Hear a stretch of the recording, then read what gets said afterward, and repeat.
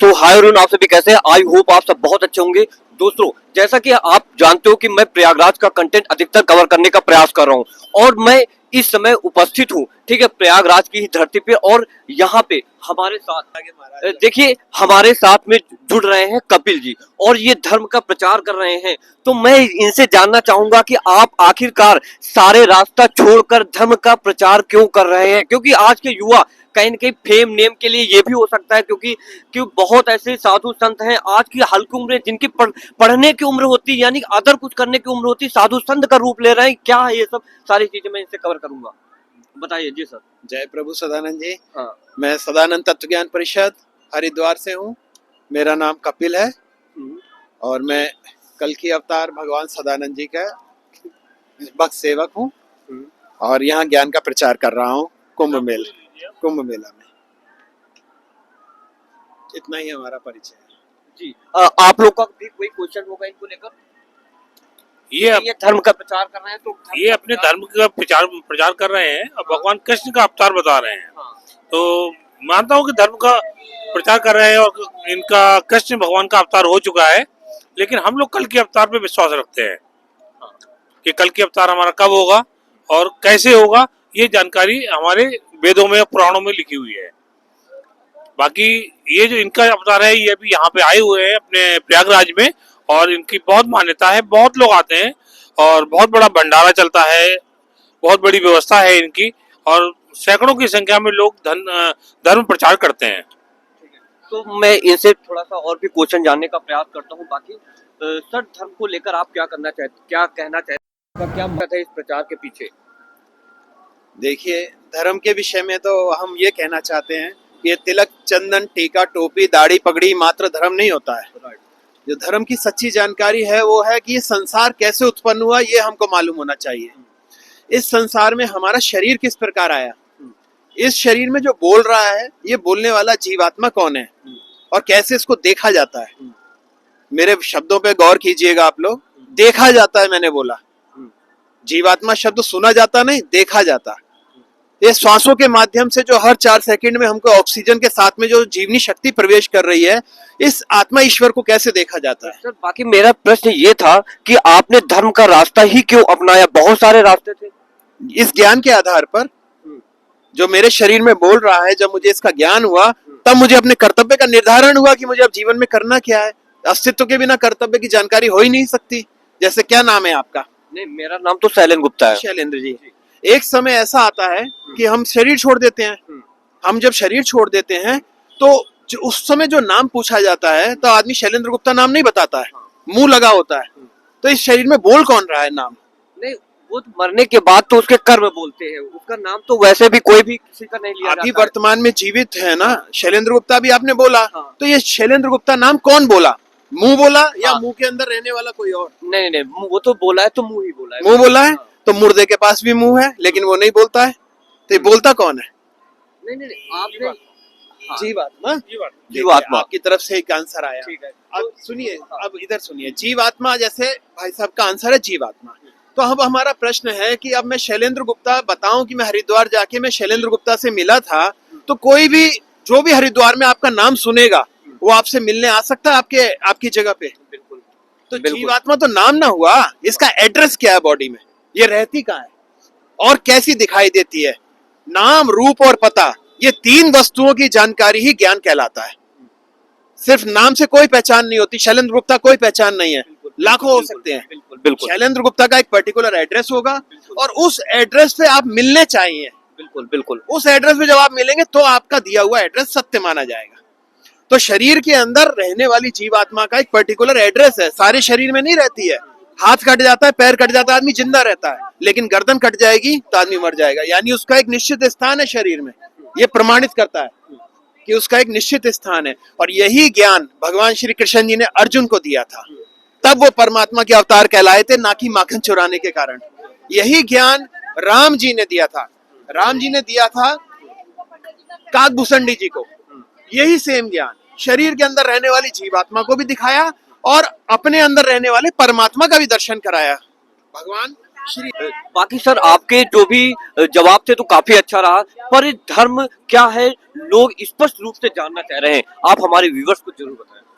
शरीर के अंदर बोलने वाले जो भी शरीर में क्षमता शक्ति बोल रही है, उसको देखने, उसको जानने और उसको उसके साथ व्यवहारिकता वाला अपना रूप के साथ चलने का ज्ञान ही धर्म है। पहले आप देखना शब्द को पकड़िए सबसे पहले, कि शरीर के अंदर जो बोल रहा है उसको देखा कैसे जाए। मैं प्रमाण में एक श्लोक दे रहा हूं आपको। उत्क्रामंतम स्थितम वापी भुंजा नाम वा गुणान्वितम विमूढ़ा नानुपश्यन्ति पश्यन्ति ज्ञान चक्षुषा। अध्याय 11 श्लोक नंबर 15, अध्याय 15 श्लोक नंबर 10, भगवत गीता अध्याय 15 श्लोक नंबर 10। उत्क्रामंतम स्थितम वापी भुंजा नाम वा गुणान्वितम विमूढ़ा नानुपश्यन्ति पश्यन्ति ज्ञान चक्षुषा। यानी शरीर से निकलकर जाते हुए को, तो शरीर में रहने वाले को भी भुंजा नाम वा गुणान्वितम, शरीर में रहकर जो विषयों को भोग रहा है उसको विशेष प्रकार के मूर्ख नहीं देखते हैं। विमूढ़ा नानुपश्यन्ति पश्यन्ति देखा जाता है, ज्ञान चक्षुषा ज्ञानी लोग उसे ज्ञान नेत्र से देखते हैं। जिस दिन आपको ये देखने की विद्या प्राप्त होगी उस दिन आप धार्मिक कहलाना शुरू हो जाएंगे। धर्म में प्रवेश है, ये भगवत गीता का यही श्लोक धर्म में प्रवेश कराएगा। हमें अपने ज्ञान चक्षु से देखना है। जी वो सही जी, कह रहे हैं। जय श्री कृष्ण। जय श्री कृष्ण। तो मैम आप भी कुछ बोलना चाहेंगे क्या? नहीं सॉरी अच्छा अच्छा, चलिए इट्स अ गुड आप बनाइए। ठीक है, तो बाकी मैं कंटिन्यू कर लेता हूँ सर से ही। ठीक है, हो गया धर्म के विषय में। चलिए, तो हमारे कुछ व्यूवर्स यहाँ पे जानना चाहते हैं, क्योंकि हर व्यक्ति के पास कहीं न कहीं समय का इशू रहता है। अगर कोई व्यक्ति आज के उसमें कम समय में भगवान की प्राप्ति करना चाहे तो वो कैसे कर सकता है? तो सबसे इस प्रश्न में शब्द आया भगवान, तो पहले तो हमको ये जानना होगा कि भगवान कौन है। बिल्कुल तो प्राप्त करना तो सेकंड ऑप्शन है। राइट। तो प्राप्त भगवान को जानने के लिए आप मेला घूमिए, लिटरेचर पढ़िए अलग अलग संस्थाओं का। उसमें एक चीज पर एक पॉइंट याद रखिए, जो पिछले युग में भगवान घोषित हुए होंगे, यदि वही ज्ञान आपको कहीं मिल रहा होगा तो इस युग में भी वही भगवान कहलाएंगे। जैसे कृष्ण जी ने अर्जुन को विश्व विराट रूप का दर्शन कराया था अपने मुख में। कृष्ण जी ने अर्जुन को विश्व विराट रूप का दर्शन कराया था। यदि कोई संस्था ऐसी है आपको नजर में, या कोई गुरु ऐसे हैं जो विराट रूप दिखा रहे हैं, तो वही भगवान के अवतार होंगे, अन्यथा तो भगवान के नाम पे सब धोखा है। जिस दिन वो सदगुरु आपको मिलेगा जो विराट रूप का दर्शन कराएगा, तो फिर भगवान मिलने में कहाँ देरी है, वही तो भगवान है। गुरु गोविंद दो खड़े काके लागू पाए, बलिहारी गुरु आपने जो गुरु गोविंद दिए लिखाए। यानी कृष्ण जी ही सदगुरु थे, उन्होंने अर्जुन को गोविंद का दर्शन कराया। कहा अर्जुन तू मुझे अपनी आंखों से नहीं देख सकता, इसके लिए मैं तुझे दिव्य दृष्टि देता हूं।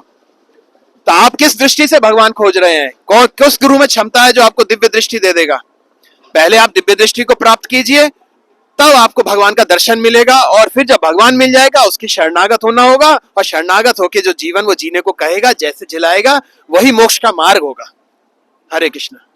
ठीक है, तो काफी चीजें इन्होंने एक्सप्लोर करने का प्रयास किया और लोगों तक शायद ये अच्छा लगेगा कि भगवान की प्राप्ति हम कम समय में कैसे कर सकते हैं।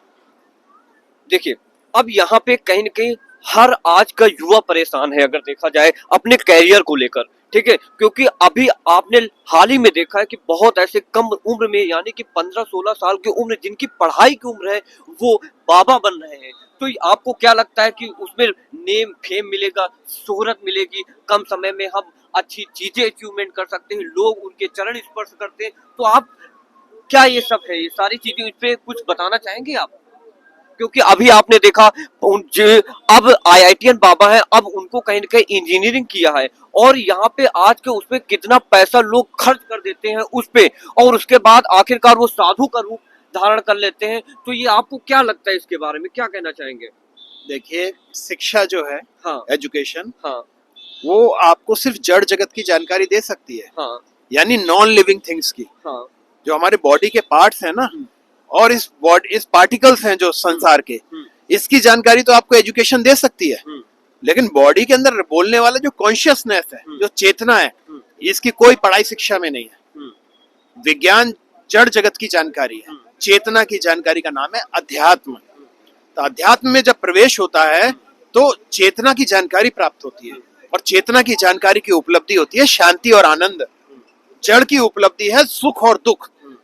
आप प्रधानमंत्री बन जाइए, राष्ट्रपति बन जाइए, बिल गेट्स बन जाइए, अंबानी बन जाइए, आपके जीवन से दुख सुख नहीं हट सकता। लेकिन जिस दिन आपको चेतना की जानकारी होगी, इस शरीर में बोलने वाली जीवात्मा की जानकारी होगी, तब आप आनंद की प्राप्ति करेंगे और चिदानंद की प्राप्ति करेंगे।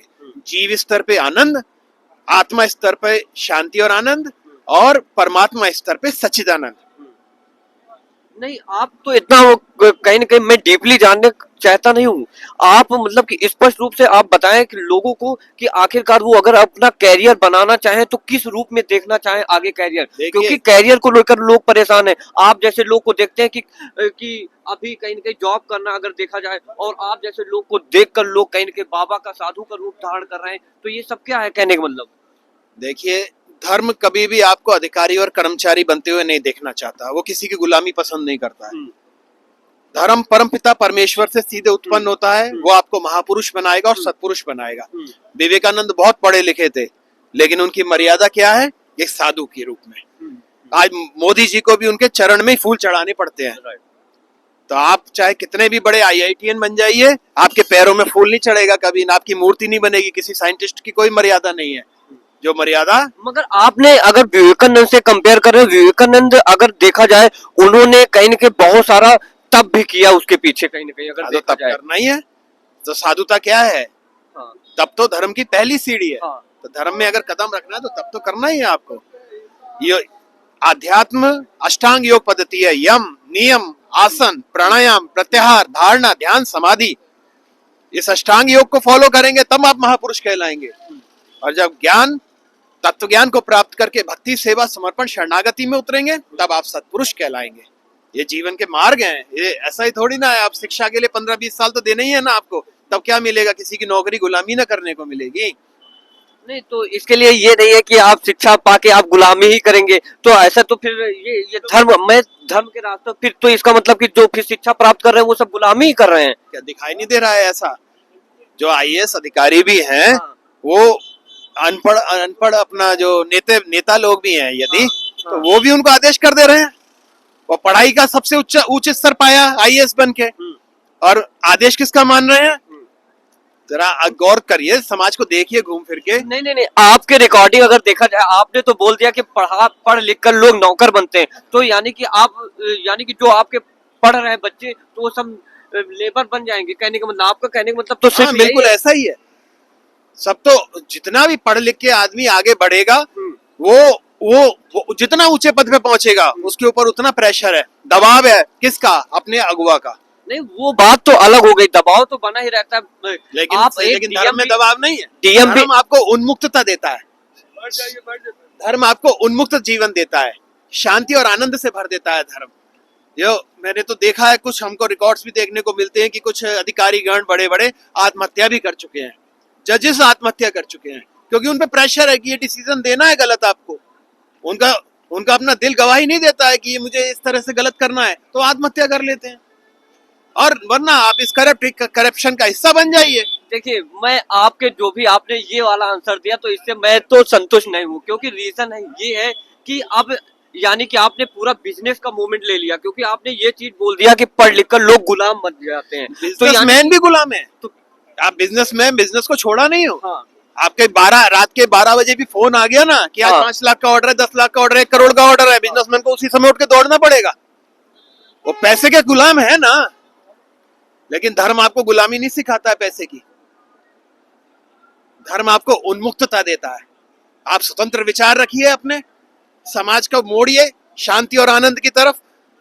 देखिए, अब थोड़ा सा मैं यहाँ पे बोलना चाहता हूँ, ठीक है, क्योंकि रीजन क्या है कि हमारे समझ से धर्म लोग यानी कि भक्ति करें, हर चीज करें, मगर वो अगर पूरा टाइम अगर भक्ति में दे रहे हैं, तो हमारे समझ से ऐसा नहीं होना चाहिए कि दिन रात वो केवल भक्ति ही करे। तो हमारे समझ से ऐसा नहीं होता, क्योंकि उनका एक दूसरा भी रास्ता होना चाहिए अर्निंग का। अब अगर आप सब लोग इसी तरह अगर भक्ति का ही मोमेंट ले लेंगे, तो देश हमको तो नहीं लगता कि आगे जाएगा। इसीलिए आपको थोड़ा डिटेल में समझना चाहिए। नहीं, हमें डिटेल बोलने दीजिए। हाँ, बोले। मैंने भक्ति बोला नहीं। हाँ। भक्ति आपने जोड़ दिया। हाँ। धर्म का पार्ट एक भक्ति नहीं है, एक उसका दूसरा पहलू है भक्ति और सेवा। नहीं नहीं, आप आने वाली जनरेशन को देखिए ना, क्योंकि आने वाली जनरेशन क्या है कि हम जैसे लोग को ही देखकर वो आगे बढ़ेगी, क्योंकि वो देखेगी कि हमारे जो सीनियर है, हमारे सीनियर पढ़ लिख कर बाबा बन गए, हमारे सीनियर ये बने, क्योंकि आईआईटी की लोगों की तैयारी कर रहे हैं, तो कहीं ना कहीं वो पहले देखते हैं कि हाँ उनका पैकेज करोड़ों में लगा, वो आज आईएएस बने, वो पीसीएस बने, यानी कि अगर बच्चा पढ़ेगा तभी तो वो बनेगा। अब यानी कि अगर साधु रूप ले रहे हैं तो आपको भी लोग देखकर, यानी कि बहुत ऐसे आपको भी अनुयायी मानते होंगे, आपको देखकर वो भी साधु बन जाएंगे। इसका मतलब, आपका कहने का मतलब क्या है? तिरुपति बालाजी हम्म, मंदिर का नाम आपने सुना होगा। हम्म, अभी इंडिया में कोई ऐसी संस्था नहीं है हम्म, जिसमें उससे अधिक इनकम है। हम्म, यदि आप पैसे को ही महत्ता देते हैं हम्म, तो जहां भी आप सुनिए, आप धर्म की विशेषता को, हम्म, यदि आपके नजर में पैसा ही बहुत बड़ी चीज हो गई है तो आप किसी भी कोने में बैठ जाइए, हम्म, राम राम राम जपना शुरू कर दीजिए, हम्म। कृष्ण कृष्ण जपना शुरू कर दीजिए, अल्लाह अल्लाह जपना शुरू कर दीजिए। मालूम पड़ना चाहिए जनता को कि आप धर्म के नाम पे कुछ कर रहे हैं। हम्म। और एक हफ्ता बाद इंतजार कीजिए, एक हफ्ते में देखिए वहां पैसे का चढ़ावा चढ़ना इतना शुरू हो जाएगा कि आपसे संभाले नहीं संभलेगा। आप लात मार दीजिए उस पैसे को, नहीं स्वीकार करिए, महीना 2 महीना नहीं गुजरेगा वहां मंदिर बनने शुरू हो जाएंगे, साल भर के अंदर फूल मालाओं की दुकानें लग जाएंगी आसपास कि बाबा जी बैठे हैं तब कर रहे हैं। आपको धर्म की कीमत जानिए, आप धर्म की वैल्यू को समझिए। पैसा पैसा पीछे पीछे है धर्म में। धर्म अर्थ काम मोक्ष, धर्म में आपने चरण रखा तो कामना आने से पहले अर्थ की व्यवस्था है और मंजिल है मोक्ष। कर्म जन्म कर्म भोग मरण। नहीं तो आपके अनुसार, आपका कहने का मतलब कि पूर्ण रूप से धर्म ही अपना ले, मतलब पूर्ण रूप से पूर्ण रूप से पूजा ही दिन भर करते रहे। अरे आपका कहने का ये मतलब क्या आप है? क्यों बोले जा रहे नहीं, हैं? मैं मैं जो शब्द बोलूं, हाँ, मैं जो हाँ, बोलूं, हाँ। आप उसी पर बोले। मैंने कभी नहीं कहा पूजा दिन भर करने की। नहीं। मैंने तो बोला नहीं। ये मैंने कहा चाहो यदि आपको पैसे की ललक दिखाई दे रही है तो पूजा करके देख लीजिए, पैसा चढ़ता है नहीं चढ़ता आपके ऊपर। आप यदि जीवन जीना आपको धार्मिक, तो आपको भक्ति के साथ साथ सेवा को जोड़ना होगा। सेवा मतलब निष्काम सेवा। हाँ, ये चीज तो हम हाँ, तो इसको जानिए ना। मैंने तो अभी आपने डिटेल चर्चा की कहाँ है? निष्काम सेवा। आप अभी अर्निंग करेंगे, नौकरी करेंगे अपने लिए, अपने परिवार के लिए, स्वार्थपूर्ण जीवन है। हम लोग खेती करते हैं। ये देखिए, पढ़ी एक लाइन, पढ़ लीजिए। नहीं, बिल्कुल बिल्कुल, बताइए बताइए। ये हाँ, देखिए, हाँ, ये अगर आप नीचे वाली है। ब्लू लाइन जो अच्छा, 4 लाइन है, अच्छा, कोई भी भूखा, इससे ऊपर वाली पढ़िए पहले। अच्छा, इस संस्था के नाम पर किसी को भी किसी भी प्रकार का चंदा दान भेंट चढ़ावा आज कुछ भी नहीं देना, कदाप न दे। हाँ। ठीक है। विशेष नोट, कोई भी भूखा दुखा अनाथ व्यक्ति, चाहे वह जिस किसी भी लिंग जाति धर्म संप्रदाय का क्यों न हो, भेदभाव रहित रूप में पुरुषोत्तम धाम आश्रम में सब परिवार शरण पा सकता है। श्रम करना अनिवार्य नहीं है, मगर ईसाई ईमान संयम अनिवार्य है। सभी बच्चों के लिए निशुल्क शिक्षा भी अनिवार्य है। खाना कपड़ा कापी किताब दवा आदि सही प्रयास समुचित सुविधाओं से युक्त आवासीय व्यवस्था भी उपलब्ध है। वो तो बात अलग की है, वो तो आप कहीं ना कहीं उसके संस्था के साथ जुड़कर आप संस्था का प्रचार कर रहे हैं, वो ठीक है। मेरी बात सुनिए, हाँ, मैं हाँ, अपने इस पे क्या बोलना चाहता हाँ, हूँ। हाँ। गवर्नमेंट ये व्यवस्था नहीं दे सकती। गवर्नमेंट अच्छा अच्छा, एजुकेशन फ्री है, हाँ, मेडिकल फ्री है, हाँ, और क्या फ्री है? आपके पूरे परिवार की रहने की व्यवस्था। नौकरी चाकरी बिजनेस व्यापार किस लिए करते हैं? परिवार पालने के लिए ना। वो व्यवस्था आपको पहले मिल रही है। ये है धर्म की उपलब्धि। इसके लिए आपको जीवन नहीं बेचना है, ये तो आपके लिए है अवेलेबल। अब आपको क्या करना है? जब आप इस स्तर से हो जाएं और टेंशन फ्री लाइफ आपकी हो जाए, तब आप अपने दूसरे जो परेशान लोग हैं जनता में, आपके संगे संबंधी, आपके जानने वाले जो परेशान हैं, आप उनको भी ऐसा ही आनंदपूर्ण जीवन दीजिए। नहीं तो ये सब कहते हैं सेवा। हम चलिए। लोग क्या करते हैं? श्रमेव जयते सत्यमेव विजयते। हम लोग जब खेती करते हैं तो हमारी खेती हमारे लिए नहीं है, हमारे अपने परिवार के लिए नहीं है। जो आएगा वहां भंडारा पाएगा। आप कमाने वाले हैं, आप 100 लोग आपके घर आ जाएंगे, तीसरे दिन आपको मुश्किल हो जाएगी रखने में। सर, हम लोग जहाँ देखिए, धर्म में आप आइए, हजारों आइए, लाखों आइए, सबके लिए व्यवस्था है। एक्चुअली जहाँ तक अभी मैं देख पा रहा हूँ कि आप बार बार वही अपने धर्म का प्रचार करते जा रहे हैं। हमारे सवालों का जवाब आप स्पष्ट रूप से नहीं दे कौन पा सा रहे हैं। सवाल? कौन सा? अरे, हमने पूछा था आपसे कि लोग आज कैरियर को लेकर परेशान हैं, आप उनके लिए आप क्या कहना चाहते हो? मेन पॉइंट आप कैरियर हाँ। कैरियर मतलब पैसा कमाना आप- ना। नहीं जरूरी नहीं कैरियर अरे पैसा आप कमाना। आप अच्छा बिना बिना तनख्वाह के नौकरी करने को तैयार है? नहीं नहीं नहीं, देखिए मैं आपको बताता हूँ कि अगर आप भलाई, क्या आपको लगता है कि पढ़ाई करके भलाई नहीं कर सकता? उसमें तो भी भलाई कर दिख सकता रहा है। है कितना पढ़ाई हो रही है, पढ़ाई करके नहीं नहीं, क्यों नहीं हो जो सकती? जितना बड़ा जो सुन लीजिए, आजकल बताइए। जेब काटने की जरूरत नहीं है। हाँ। आजकल मोबाइल से पैसा गायब होता है, तो ये अनपढ़ नहीं कर पाता है। नहीं नहीं, वो बात अलग की हुई आपकी। हम कहते हैं कि अगर जिसको कर्म धर्म करना है तो वो पढ़ने के बाद आप आईएएस हो जाओ, आप उसके बाद भी तो आप धर्म कर्म का रास्ता अपना सकते हैं। उसके बाद क्योंकि अभी आपके आप- पास पैसा भी आएगा तो तब वो आप अच्छा कार्य कर पाएगा। व्यवहारिक जीवन में इसके, उतरिए। इसके अलावा व्यवहारिक जो जीवन में उतर रहा हूँ, इसके अलावा अगर आप एमबीबीएस डॉक्टर बन जाते तो तब भी आप जरूरी आपको 50-60 हजार रुपए वहां से मिल रहा, उसके बाद आप अपने रूम पे आके वहां पे आप फ्री इलाज कर सकते हैं। यानी कि उदाहरण दीजिए ना भैया, ये सब सुकर्म है। नहीं नहीं, अगर आप जरूरी नहीं कि आप पढ़ लिख कर भी लोगों का भला कर सकते थे। कौन कर रहा है? मैं उसको कुछ नाम बताइए। जरूरी नहीं कि आप धर्म के रास्ते पे ही आकर आप लोगों की भलाई करें। मैंने तो आपको उदाहरण में विवेकानंद का नाम दिया। नहीं, नहीं, तो आप ऐसा है, सुनिए, आप बताइए, मुझे बताइए। किसी आईएएस का नाम बताइए। नहीं, बहुत ऐसे अगर खोजा जाए तो बहुत ऐसे बताइए हैं। ना। तो नहीं तो अगर ऐसे देखा जाए बहुत ऐसे साधु हैं, केवल पैसे के लिए ही काम कर रहे हैं, बिजनेस फैला रहे हैं। आप इनको देखिए कितना पतंजलि आप देख पा रहे हो, करोड़ों का आज बिजनेस खड़ा कर दिया है। आप पहले क्या केवल योगा सिखाते थे लोगों को, आज पतंजलि के हर प्रोडक्ट आप देख रहे हो, हर जगह आपको देखने को मिल रहा है। जय श्री। जी सर बताइए। तो यानी कि कहीं न कहीं अगर देखा जाए हमारी समझ से, देखिए मैं जहाँ तक बता पा रहा हूँ कि लोग अगर पढ़ लिख कर भी अगर कर्म धर्म का रास्ता अपनाना चाहे तब भी कर सकते हैं हमारे समझ से। अगर आपको क्या लगता है? नहीं, ऐसा हमको व्यवहारिकता में देखने को नहीं मिल रहा है। आपके विचार तो ऊंचे हैं, हाँ। लेकिन जब आप धरातल पे इसको उतारेंगे हाँ। तो आप फेल हैं। सर अब इसके लिए तो मैं कुछ नहीं कह सकता हूँ आप क्योंकि चेक करके देखिए ना घूम घूम के। इसमें ये तो बोलने के लिए मान्यताएं हैं हाँ कि हम ऐसा कर दे तो वैसा कर दे। जब जो इंटरव्यू देने भी जाते हैं ना बच्चे हाँ, आईएएस का, तो वो हाँ। कहते हैं हम देश सुधार करेंगे।